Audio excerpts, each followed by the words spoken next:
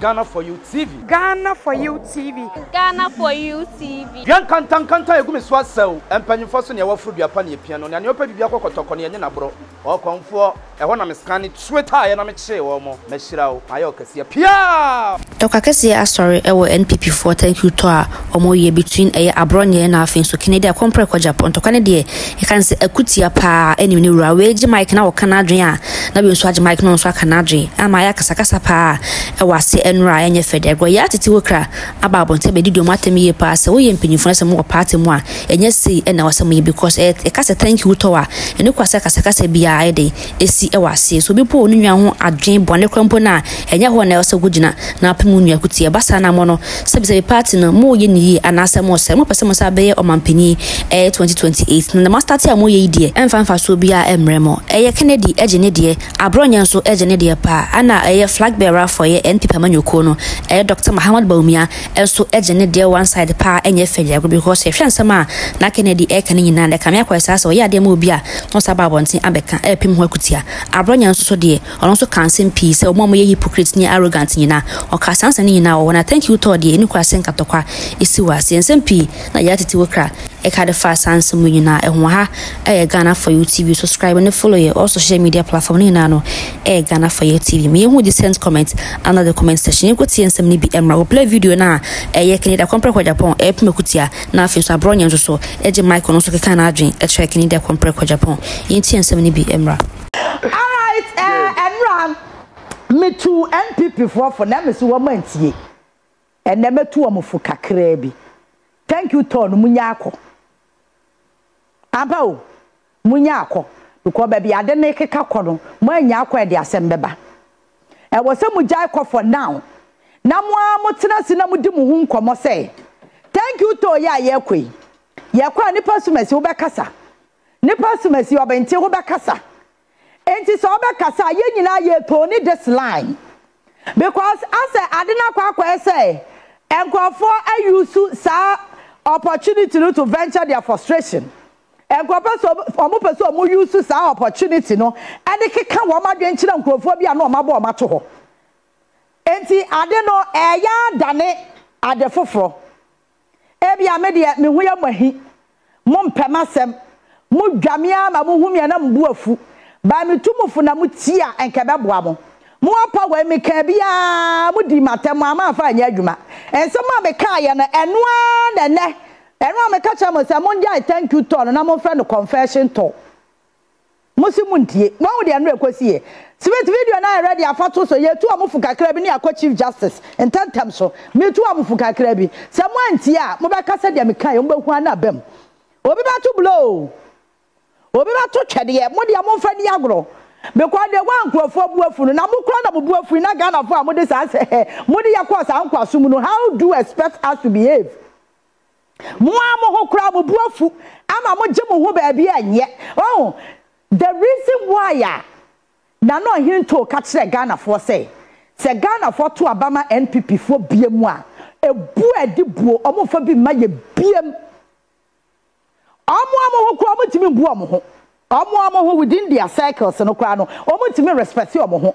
omo timi tolerate omo ho won say eniema no omo ye woni kasa no omo ka efu anu omo tu kire ye no won say aya within omo ankasa enti na enkwafa ehu ne say adadi endadi omo suban ewo mojanim enam vance ni mo ye hu hwenye yi metumo for number tia nka mo poso thank you to say confession tone mo pose na ka mo akasa no mo ntena se hihye mo niema yie Michael Kwe report na me say mo nyankan ma executives ni nyina ante biya ya woni ewom ene yate yakenka bi no ene ama na mo hu wo to anase no mo tackle issue ni here ahwa de ebeji mu nsam eno confession to no ene nambie pacho hwede yakọ so between Canada Japan and Abronye arrogance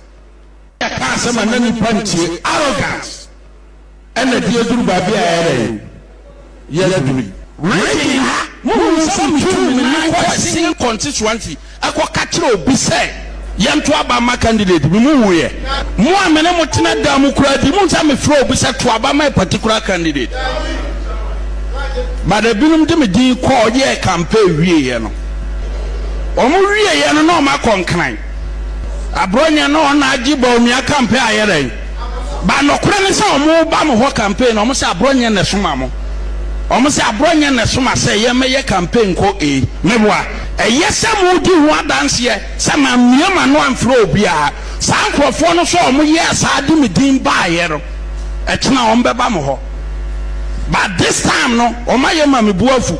Na mom mo obi nkodi obi atem. Ukodi do obi atem wie. Na so wie a, wo se yankoye a unity. I mean say unity no.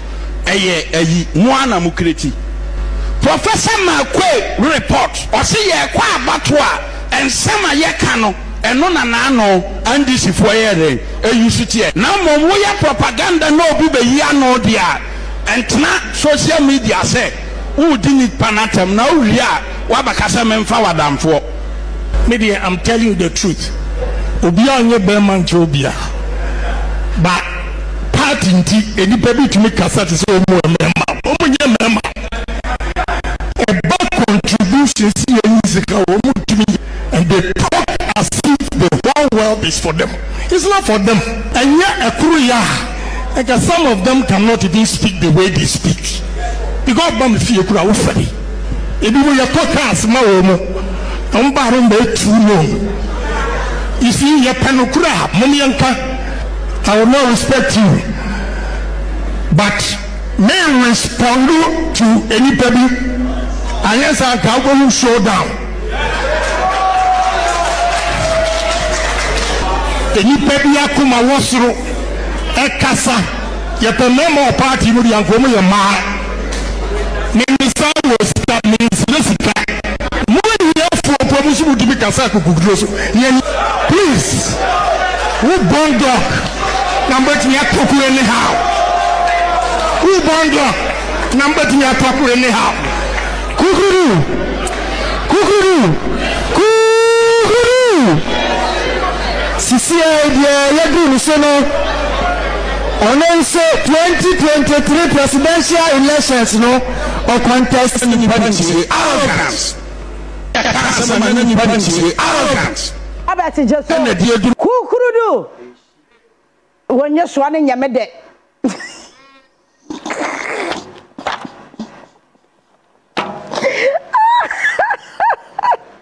Huh? Metumu vamuntia, munyasa mhuya mahino. Na me tumu fu amuntie me say mom pause to na mo ko no pause it enya sa hwa de beba nye o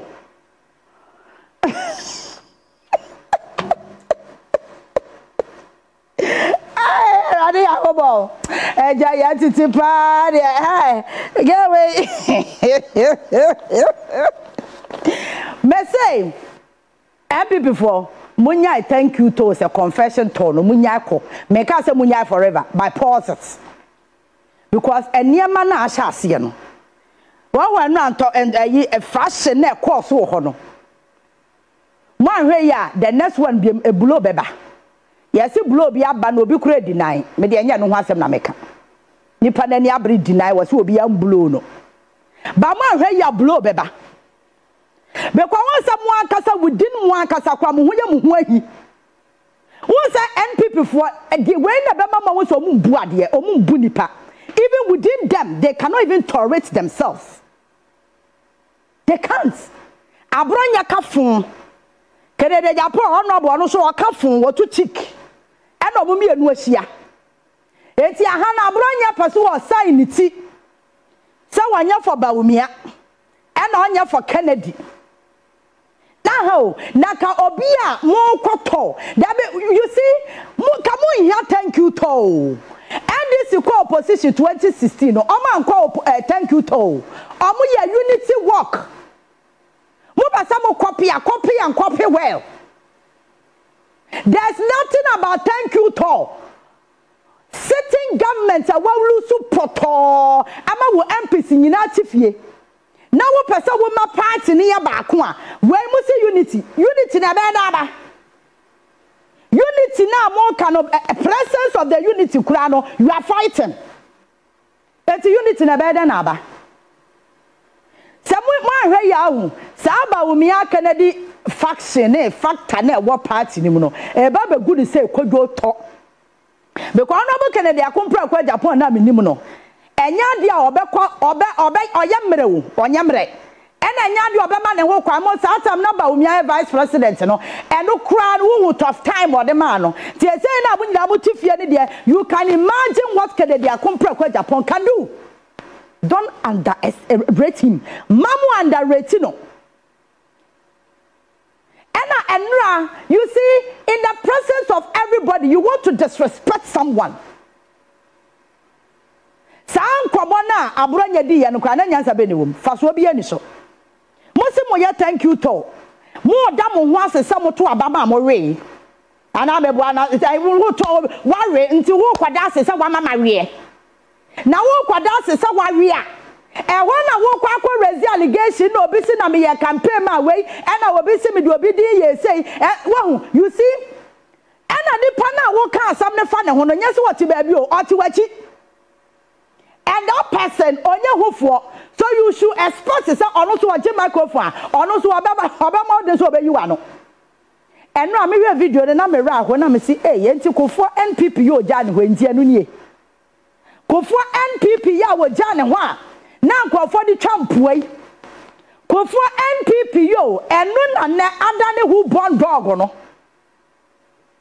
kofo NPP no enu na wo say ehiafo etimi kasa senya politics ya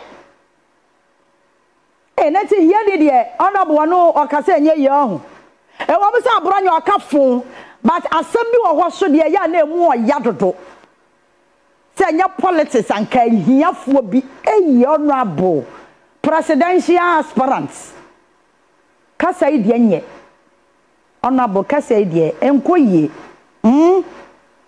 at least the first time no senka authority Abronye kakra na wo hu ni say san wote so wato ka ma no so aye ne dan yo wahu enkrofo na omoya papa ma wo muntimi ko ma no ntum no say ya o kofo bi wo ya papa no aye obone because obasa akobo hu dawura ma obi ate so aye papa ya asemo me say muntu MPP fofo me de me tu omfo muntie because omu hu me say se me ye omo anim yo sesen because that is what Justin Kodua from Pon said or say omo enemy eye NDC for me nim say politics enemies wo where dan ka me nim ye opponent obi a won ne nya adwen but the word Justin Kodua from Pon the general secretary of NPP or you so ye e wo mo meeting ase or so omo enemy eye NDC for enti sa wo ka asem sei eto wo grassroots fo tirimu a nipa ne ne ti mantamu no wo ka cha ne se oye NDC ni a oye ni enemy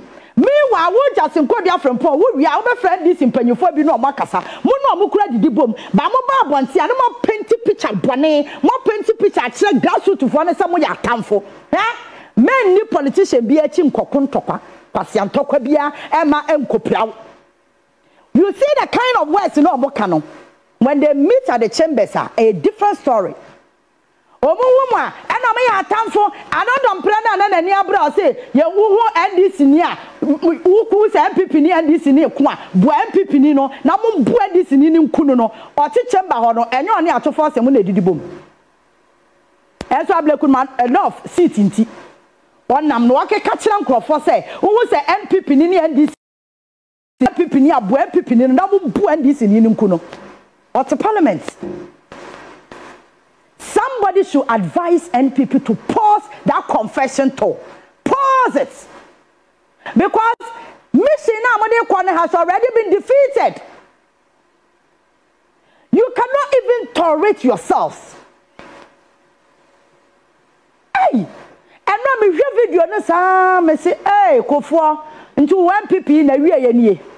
Suma he ya 38.1 or 2 no kura munya ye no e say ba omi ase anya 38 na 41 minim gazette numbers a jemensa wa gazette a afa de 38 no ba omi aso no wanya 41 anyway say 41 o say 38 o mo ahwe ye 25 okura be ye de ama mo 2028 trend na mo nam so no you see, Justin Kodia Frempong is the cause of all this.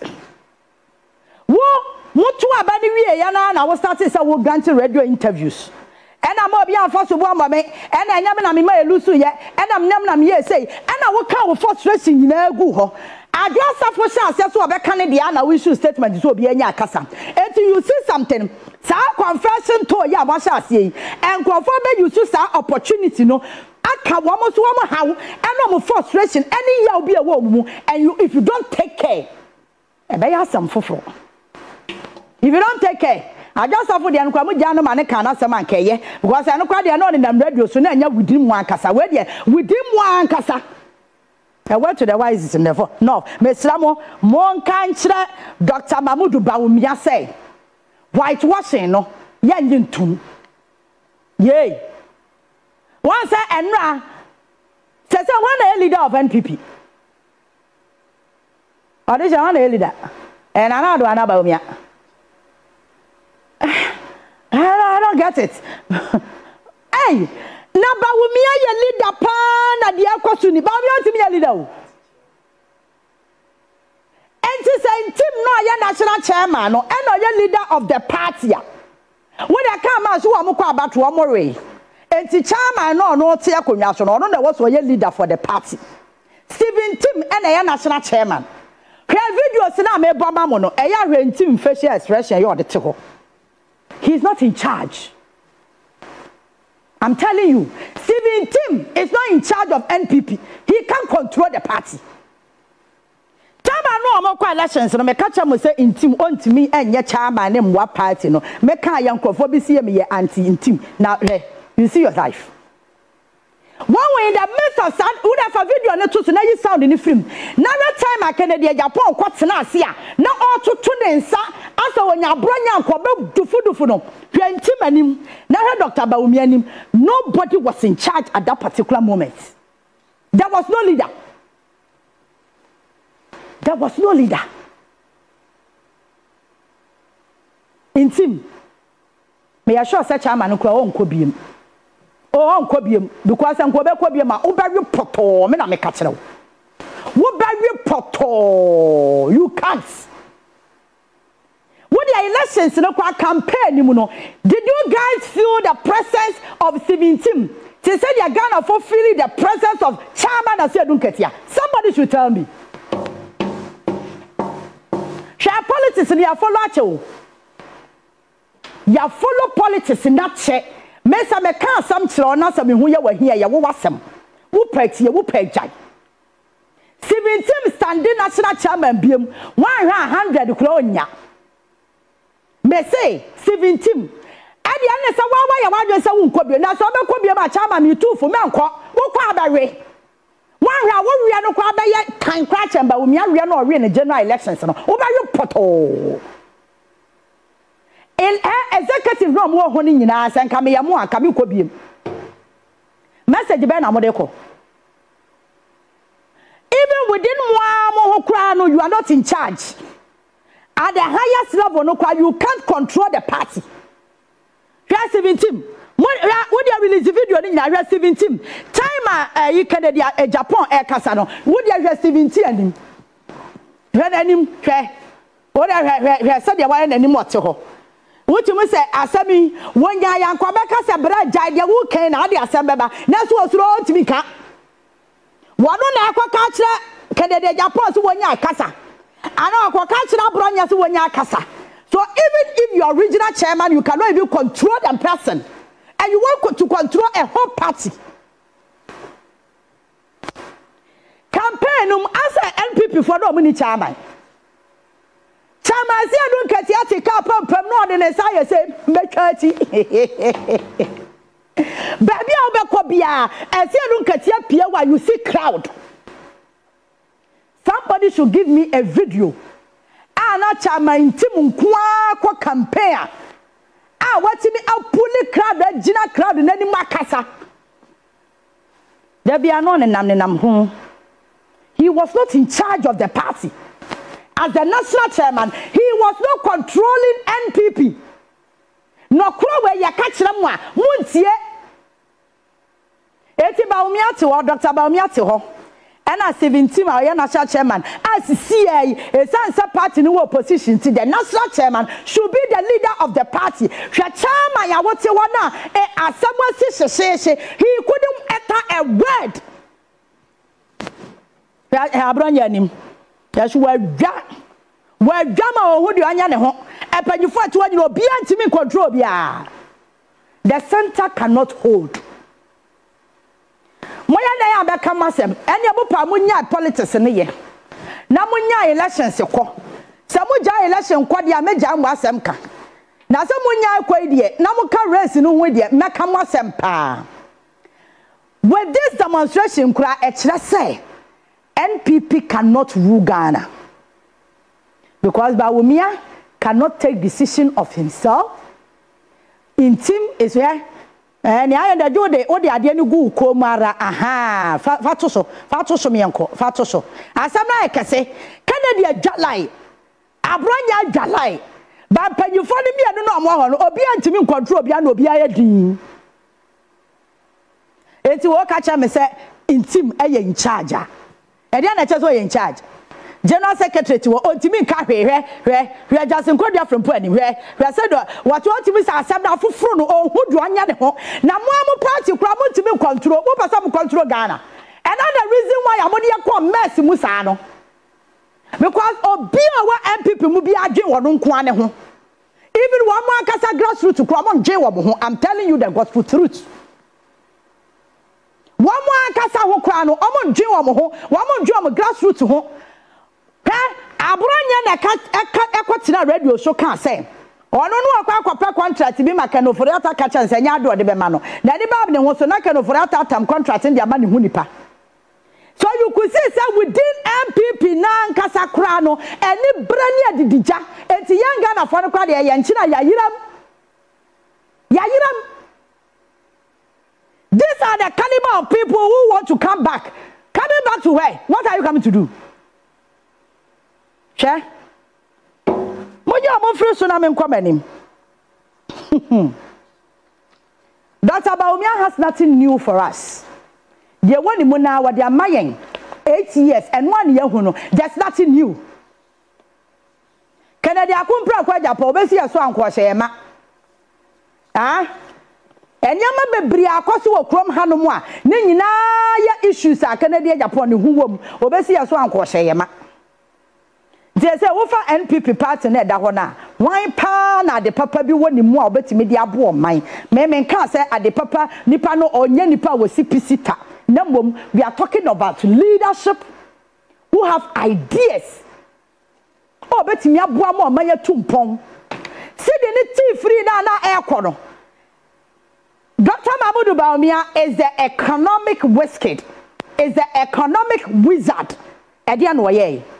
Free for all. See the nam sa no anya tabanu ndam wiem no atu. Obeka na yes Ukraine Russia war COVID-19. Ye call IMF Russia Ukraine war COVID-19.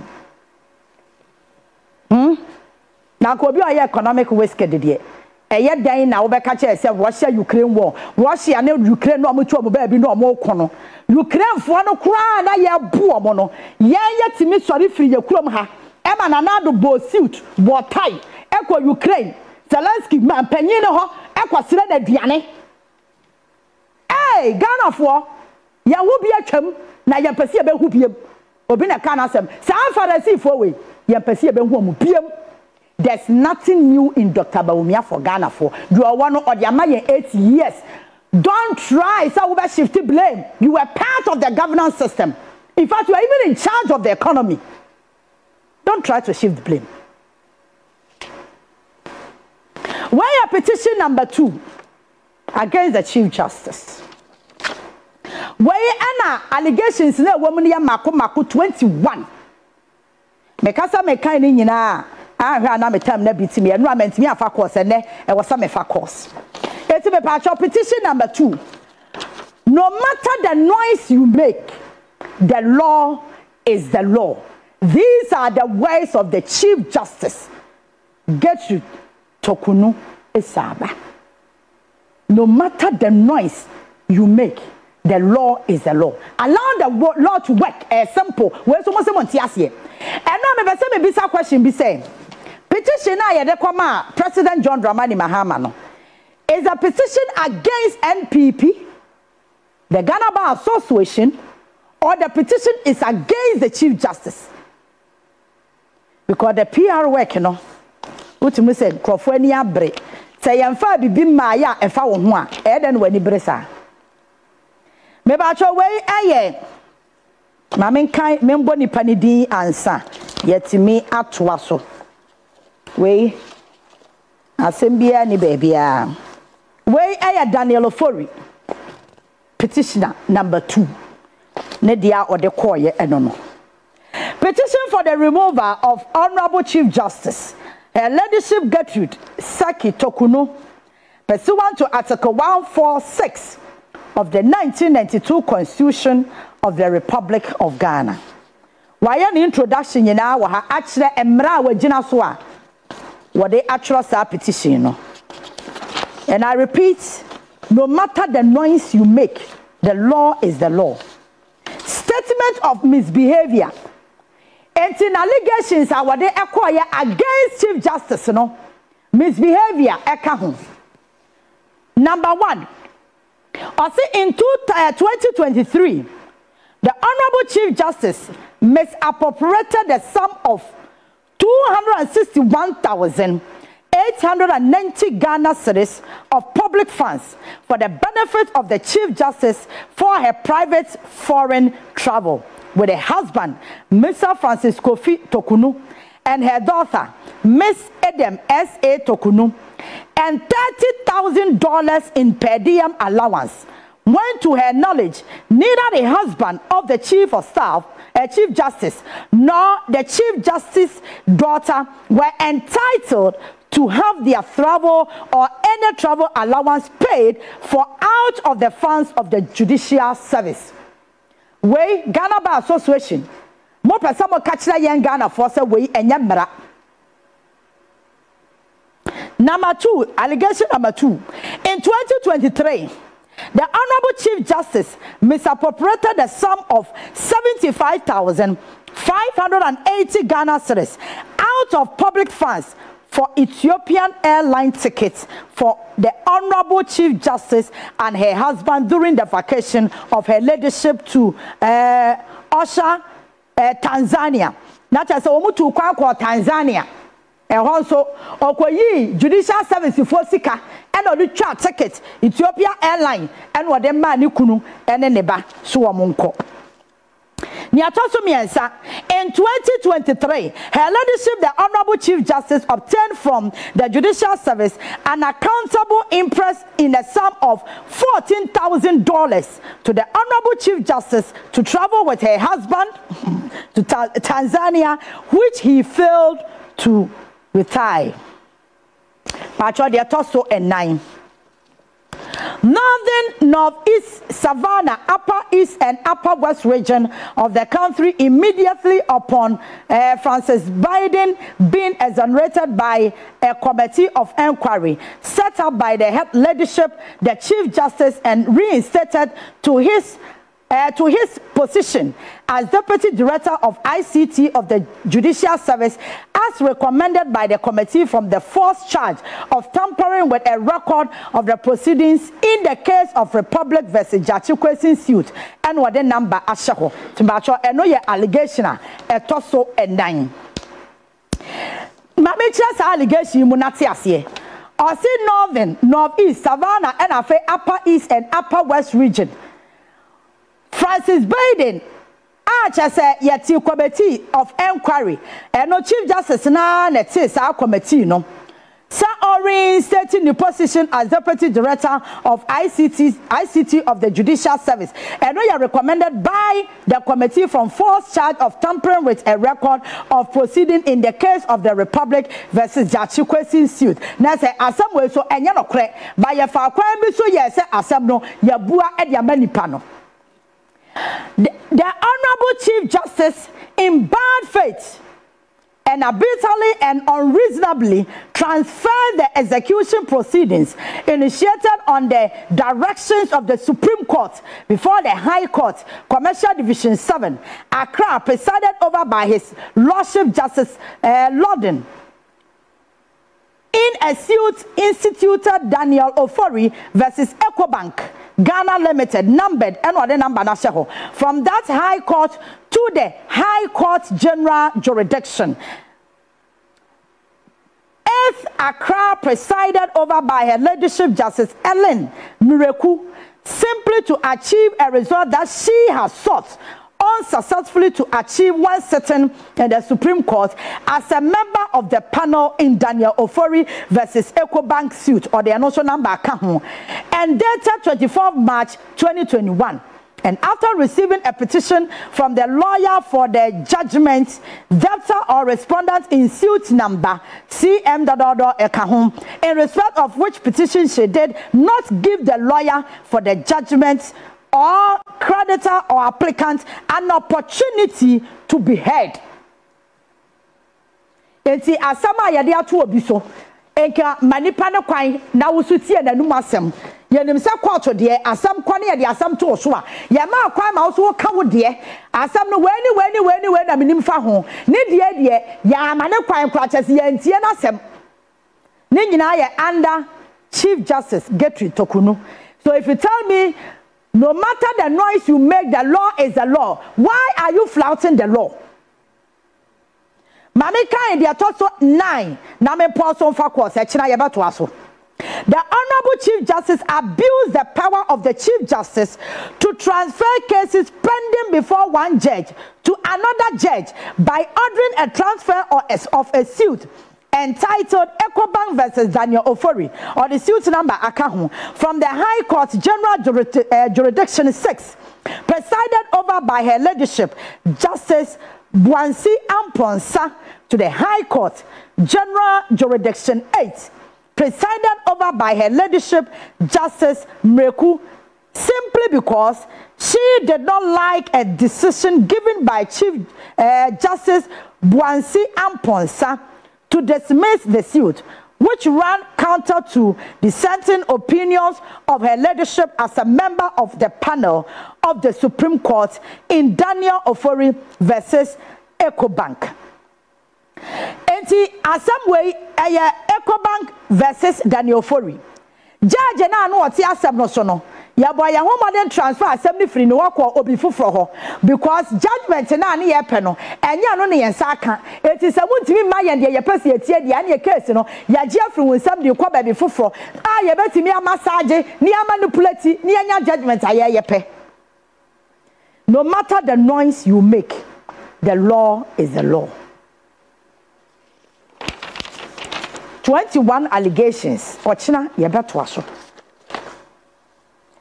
Asema me pese me bisa ye very simple. Emra na ye di ye adwuma e wo Ghana ha no. President bi aba esono de odi ye adwuma na say eye 1992 constitution kuro ya na ye nyina ye di ye adwuma.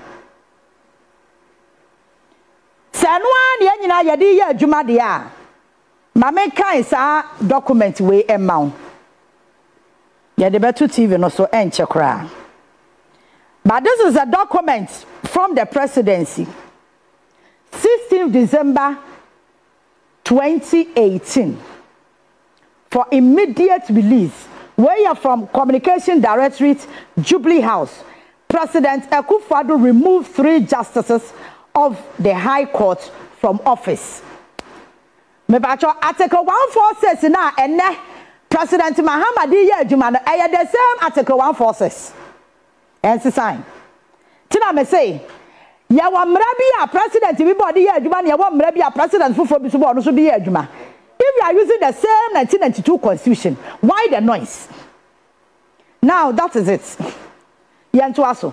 The president of the Republic, Nana Addo Dankwa Akufo-Addo, has by letter dated Thursday, 6 December 2018, removed Mr. Justice Ayisi Addo, Mr. Justice Paul Derry, and Mr. Justice Mustafa Habib Logo from office as justices of the High Court. This was after the committee established by the Chief Justice, Justice Sophia Ekufu, pursuant to Article 146, subsection 4 of the Constitution to investigate a complaint lodged against the 3 judges by Mr. Anas Arimiyao Anas, recommended their removal from office. The President, in accordance with the provisions of Article 146, subsection 9 of the Constitution, has acted on the recommendation of the committee, as the Constitution enjoins him to do, and has accordingly removed the 3 justices of the High Court from office on the grounds of bribery and corruption. The committee concluded that the conduct of the justice amounted to a criminal offense under the Criminal Offences Act 1960 Act 29 as amended. President Akufo-Addo has thus directed that a copy of the committee's report be submitted to the Criminal Investigations Department, CID, of the Ghana Police Service for the requisite action to be taken. Eugene Ahin, Director of Communication, was signed.